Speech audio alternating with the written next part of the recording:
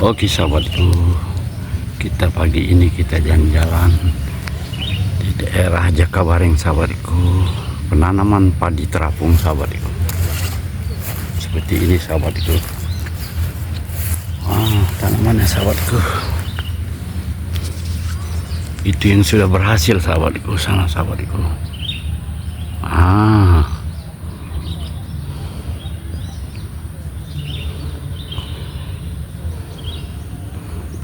Karena di Palembang itu tempatnya sahabatku banyak rawa-rawa sahabatku.